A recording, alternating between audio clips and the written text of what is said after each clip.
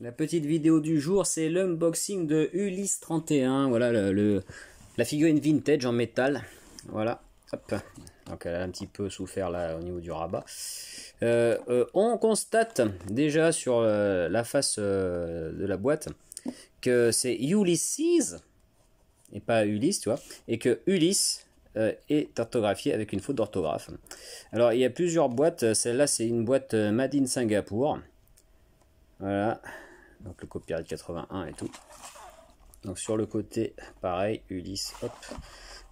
Derrière, on trouve la publicité pour Nono, pour Ulysse, pour Telemaco. Donc tu vois, encore une fois, c'est pas... Pourtant, c'est une boîte qui a été achetée en France, hein, normalement. Hein, donc voilà. Robot Pompière et Robot Ingénierie. Voilà. Là, on a Ulysse 31, paf. Là, pareil. Hop, hop, hop. Sur la tranche, c'est la même. Là, comme ça. On note le numéro. Voilà, 88 501. Tac. Voilà. Et maintenant, on va regarder le Ulysse en lui-même. Attends, hop, hop, attends. Qu'est-ce qu'il faut, hein? Hop, hop, hop. Caraba, hop, hop. Alors, hop.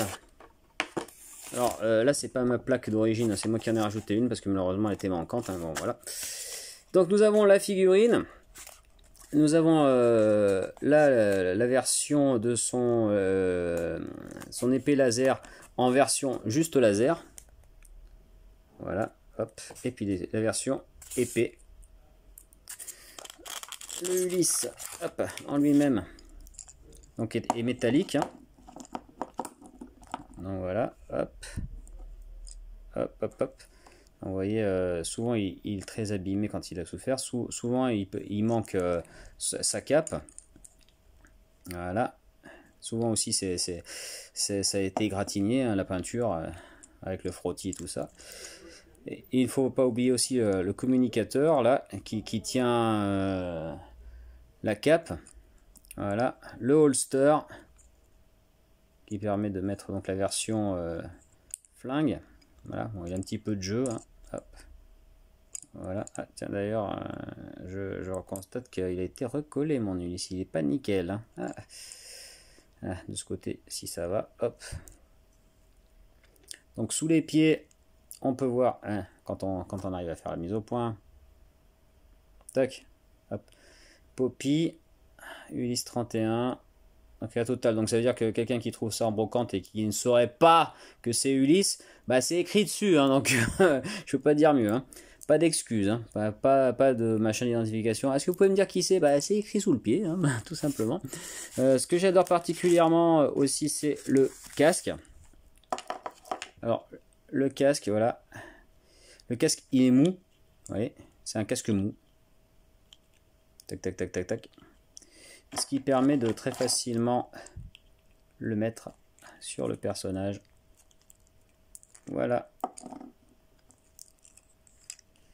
Bon, voilà, ça ferme plus ou moins derrière, mais voilà. Mais enfin, voilà. Donc, c'est un casque mou si vous ne connaissez pas. Voilà. Donc, du coup, comme c'est du caoutchouc, bon, bah, la vitre est pas totalement transparente, mais bon, ça fait quand même le taf. Hein. Donc voilà, donc c'est quand même de la super belle figurine hein, de Poppy à l'époque.